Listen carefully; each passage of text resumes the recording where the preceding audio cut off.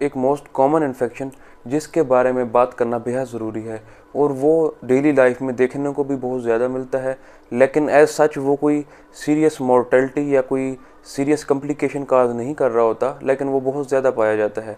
अगर हम world wide उसकी बात करें, जो इन्फेक्शन वर्ल्ड वाइड ज़्यादा पाया जाता है, तो उनमें से ये एक है, और इसका जो नंबर काउंट है वो 1.5 मिलियन तक पहुंच चुका है। अब वो इन्फेक्शन लिवर को टारगेट कर रहा होता है। हेपेटाइटिस ए वायरस होता है जो लिवर को इन्वॉल्व कर रहा होता है, और ये एक वायरल इन्फेक्शन है। और अगर हम बात करें कि ये आखिर कैसे टारगेट कर रहा होता है, लिवर तक ये कैसे पहुंचता है, कौन से रूट्स हैं जिससे ये जिस्म के अंदर दाखिल हो रहा होता है, तो ये इन्फेक्शन एक इन्फेक्टेड पर्सन जिसको हेपेटाइटिस ए हो चुका है उसके ज़रिए से ये फैलता है दूसरे हेल्दी पर्सन में। और most common route faecal route है, वो पेशाब के रास्ते के ज़रिए से खारिज होता है और इन्वायरमेंट में स्प्रेड कर जाता है और एक हेल्दी पर्सन तक वो पहुंच जाता है। और जो हेल्दी पर्सन में पहुंचने का रास्ता है वो भी फीको ओरल रूट है, या वो खाने के ज़रिए उस पर्सन के अंदर दाखिल होता है, या पेशाब के रास्ते से वो जिस्म के अंदर दाखिल हो जाता है और एक पर्सन को जाके इन्फेक्ट कर देता है। और इसका जो इंक्यूबेशन पीरियड है वो 30 डेज़ तक का है, और इसकी इलामात देखने को मिलती हैं तो वो 2 से 3 हफ्ते में ही देखने को मिल जाती हैं। ऐसे पहलू हैं जिनकी वजह से ये वायरस बहुत कॉमनली स्प्रेड कर जाता है। उसमें जो नंबर 1 रीज़न है वो है पुअर हाइजीन, लो सोशो इकोनॉमिक स्टेटस, और इसके साथ कंटेमिनेटेड फूड का कंजम्पशन। ऐसी फूड्स जो कि पुअर सेंट्री मेयर्स को मद्देनज़र रखे हुए बनाई जाती हैं, जिसमें सेंट्री मेयर्स को कंप्रोमाइज़ किया जाता है, तो ऐसी फूड्स, ऐसी ईटिंग आइटम्स एक बहुत कॉमन सोर्स है इस वायरस का।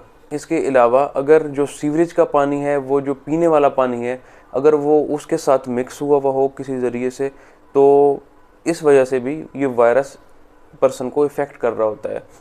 इसके इलामात की बात करें कि ये एक हेल्दी पर्सन को जब इन्फेक्ट कर जाता है तो इलामात कितने अरसे बाद देखने को मिलती हैं। अगर एज 2 साल तक का है बच्चा, तो उसमें 85% ये चांसेस हैं कि कोई भी इलामात देखने को नहीं मिलेंगी। अगर एज 2 से 5 साल है तो इसमें चांसेस हैं कि 50% तक इलामात देखने को मिल सकती हैं। अगर 5 साल से ज़्यादा उम्र है और 8 साल तक है उम्र, तो इसमें यही होता है कि मैक्सिमम जो सिम्टम्स होती हैं वो देखने को मिलती हैं। अगर इलामात की बात करें, क्या क्या इलामात देखने को मिलती हैं, तो उनमें ये है, सबसे पहले है जिस्म में ज़्यादा थकावट का महसूस होना, फटीग महसूस होना। उसके अलावा जिस्म में बुखार जैसी कैफियत का महसूस होना, ये मोस्टली लो ग्रेड फीवर की कैटेगरी में। जिस्म में क्रैम्प्स महसूस होना और एब्डोमिनल पेन महसूस होना। अगर स्पेसिफिकली बात की जाए तो जो राइट साइड होती है एब्डोमेन की, वहाँ ज़्यादा पेन देखने को मिलती है। जब हेपेटाइटिस ए का इन्फेक्शन होता है तो इसमें जो बिलिरुबिन का लेवल है वो भी रेज्ड हुआ होता है, तो जो जॉन्डिस के सिम्टम्स हैं वो देखने को मिल रहे होते हैं। तो जॉन्डिस का सिम्टम्स सबसे पहले आंखों में देखने को मिलता है, आंखों का पीलापन ये देखने को मिल रहा होता है। उसके अलावा जो पेशाब का रंग होता है वो पीला हो जाता है, और ये जो जॉन्डिस की इलामात होती हैं ये 10 दिन के अंदर सेटल हो जाती हैं, और जो कंप्लीट इन्फेक्शन होता है वो 2 से 3 हफ्ते में जाकर ठीक होता है। अगर लैब्स की बात की जाए तो serum ALT, serum AST raised हो जाता है, बिलिरुबिन का लेवल भी रेज्ड हुआ होता है, और जो IgG और IgM एंटीबॉडीज़ हैं जो कि स्पेसिफाई कर रही होती हैं हेपेटाइटिस ए इन्फेक्शन को, तो अगर हम देखें IgM का लेवल अगर वो रेज्ड है तो इसका मतलब है कि अभी एक्यूट एपिसोड्स है इन्फेक्शन की, वो जिस्म के अंदर मौजूद है।